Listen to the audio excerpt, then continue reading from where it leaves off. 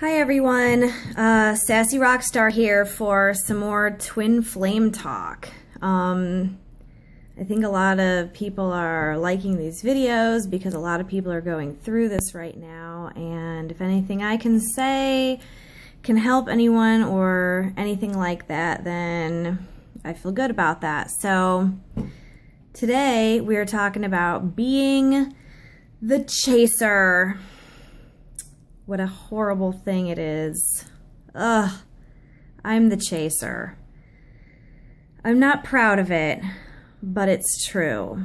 It's not so much like physically chasing, so much as always initiating contact. And it wasn't always like that.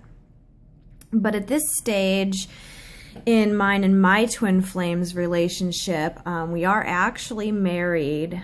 At this stage in the relationship, even being married hadn't stopped him from running, and he's been gone now. And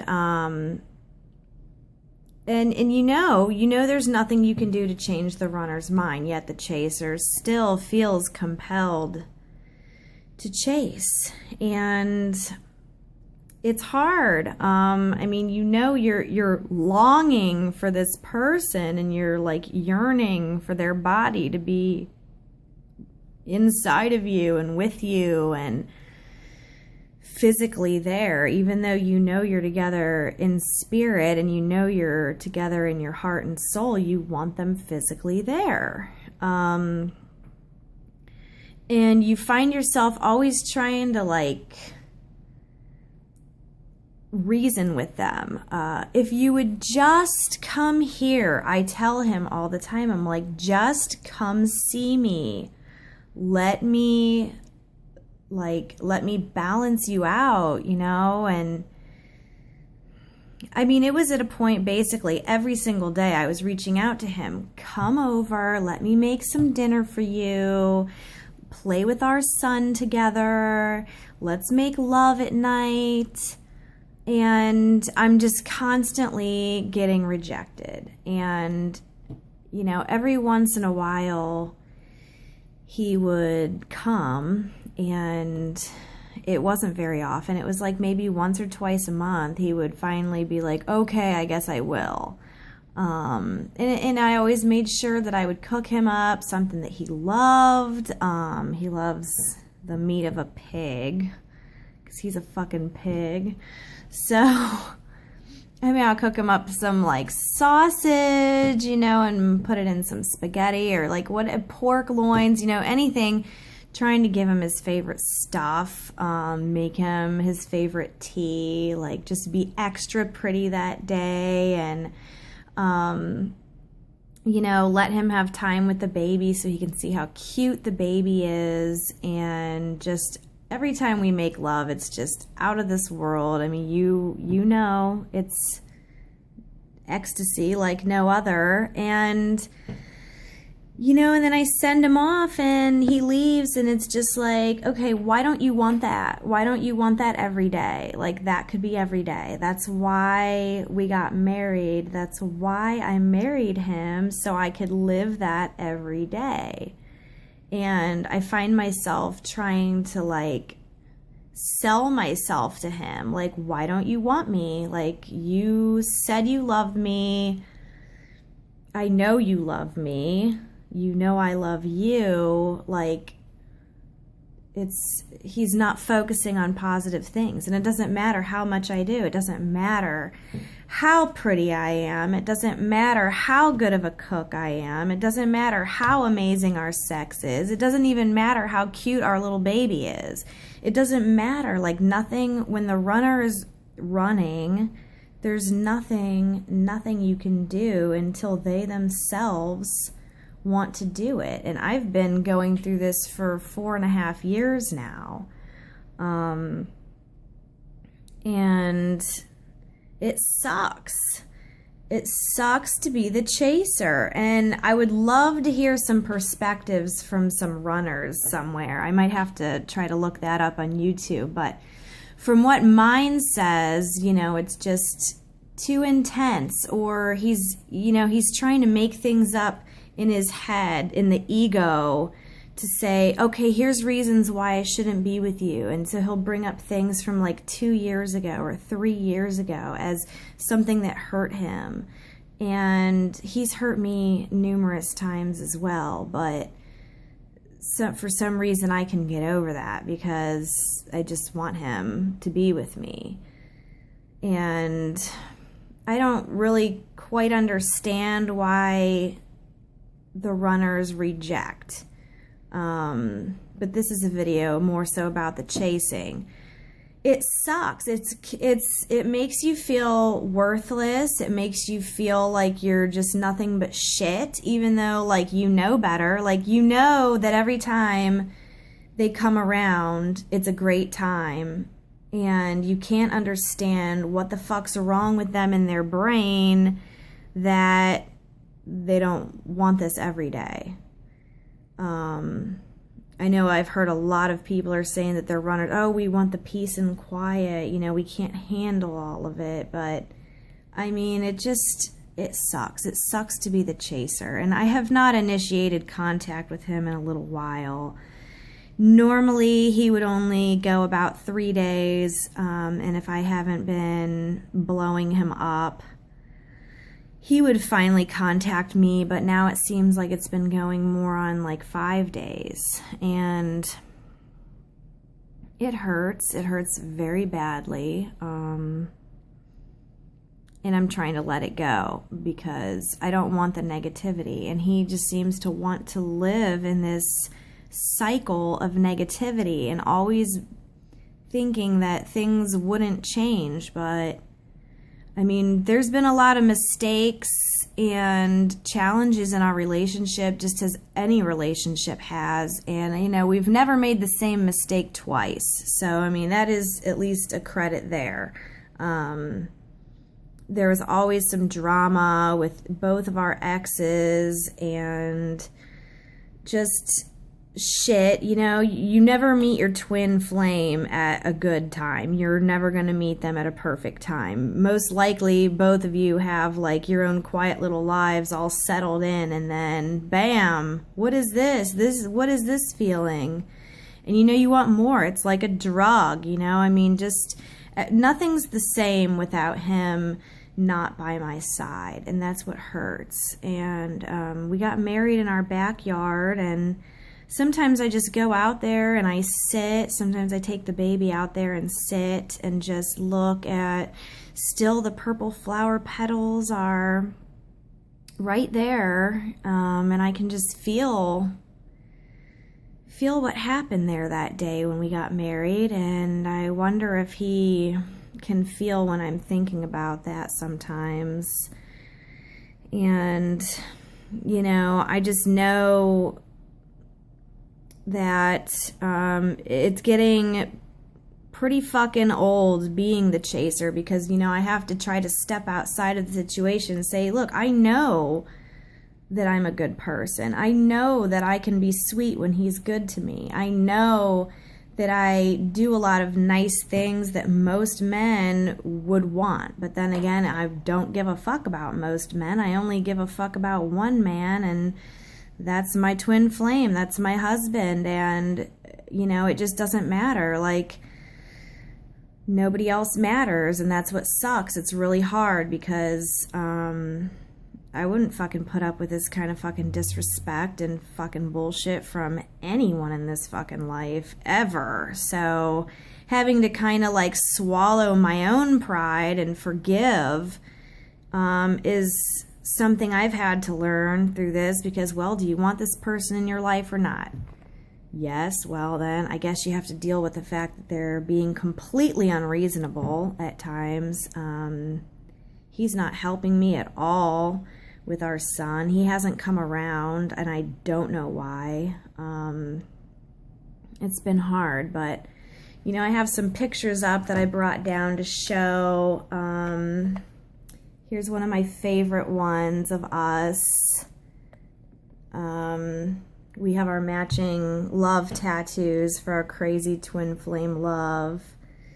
And this was just a really great picture. I don't have it on my wall anymore in the big size, but I do still keep this one up. And then this is the one of us on our wedding day, which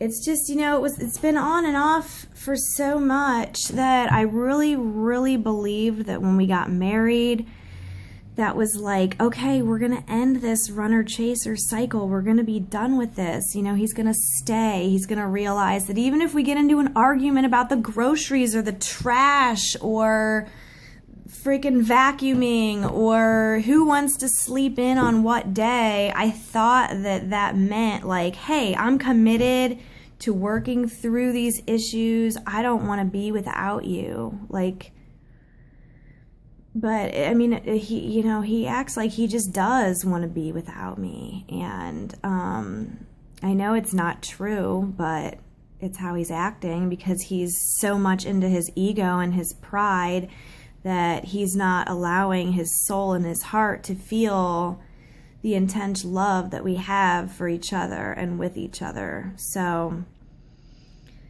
that's my sad chaser story.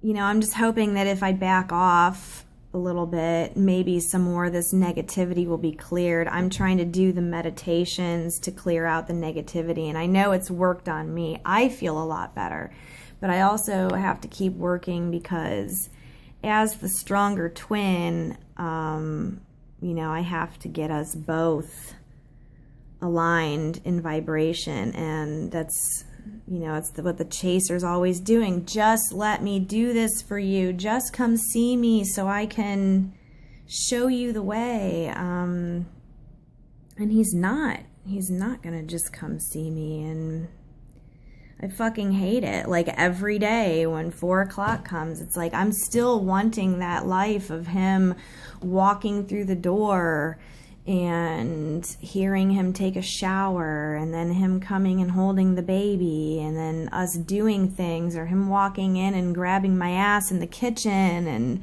telling me that dinner smells good. Like, that's the life that I signed up for when I got married. I did not sign up for the life to be alone, to like basically put my body to waste, it seems. I didn't sign up to do all these dishes by myself and raise my child alone with him. I did not sign up for that. So I'm still having a hard time. Like every day is a hard time because that's not what life is supposed to be like. And what hurts is that I've apologized for things that I don't really feel that I should have been sorry for, because anything I've ever done has always been provoked by his lack of consideration for me or something else. And, you know, when you're the chaser, you just kind of suck it up. You know, you're going to apologize for things that you don't necessarily feel you should, but you want to keep the peace so bad, so you'll do it anyway in hopes that they'll appreciate you or miss you and give you another chance. You know, you just try to like remind them of all the good times, and I mean, so many good days and amazing nights that we've had together, and still you want to fixate on like 4 things that happened that were bad. I don't get it. I don't get it, because that's not what I'm in my mindset. I'm trying to be healthy and free and positive, and I just want him to be there with me. So, you know, that's the tale of the chaser, and I don't know if it ever ends. I would like to think that at some point there will be a union and it will be a happy time, but this is the longest he's ever been gone, and it's not a good thing at all. So I'm trying to do my work. I know they always say, well, when you when your twin flame runs away from you, it's because you need to know yourself and you need to rely on yourself and not feel abandoned. But you know what? It is abandonment. And I already know myself and I already know what I want. And it's not this. It's not to have my love running away from me all the time because it's so intense. I mean, come the fuck on already. It's ridiculous at points. It really is re-fucking ridiculous. So, I mean, I feel you guys, whoever's the chaser. I don't know also if the chaser is usually the female or if at times they switch roles. There was at times we switched roles, but I never make him chase me for that long because I'll try to like be, oh no, I don't want you. But, you know, like after like a day or two, it's like, okay, yeah, come back, you know. And that was just more previously when we were younger. I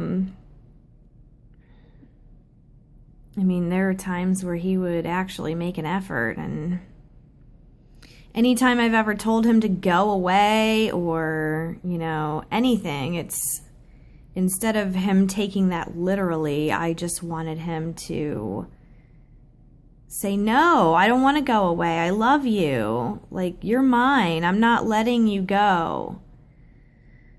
And that didn't happen, so I mean, the only thing right now I can get comfort in this situation is knowing that we both learned our lesson that other people aren't what we want. And so I know we're both alone together, but that and he's out working, you know, I mean, he could be out at the bars. That wouldn't be good either, but I just want him home.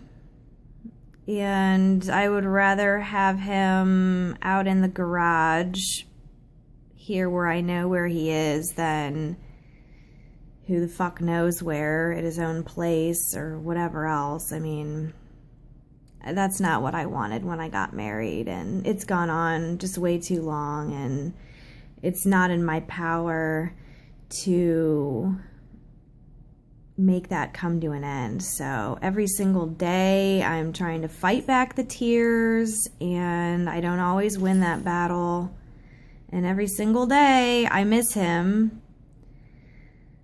So just, you know, trying to stay strong and do my own personal work, because that's what you're supposed to do. So that's all you can do. So good luck to all of you who are a chaser, and I hope that you can find some peace. Maybe some meditation would work. It's kind of helped me just a little bit, but you know, when you come down to it, oh, you can be strong all you want, but really, I miss him. I miss him being here. I miss him touching me the most. That's what I miss the most. Just looking into his beautiful eyes and just being one. Being in love. So I hope one day he will just wake up and miss that too. And realize all that other bullshit, that shit can be talked out. Because you're not going to find a feeling like what you get with your twin flame anywhere else. So, thanks for watching my video. Blessed be.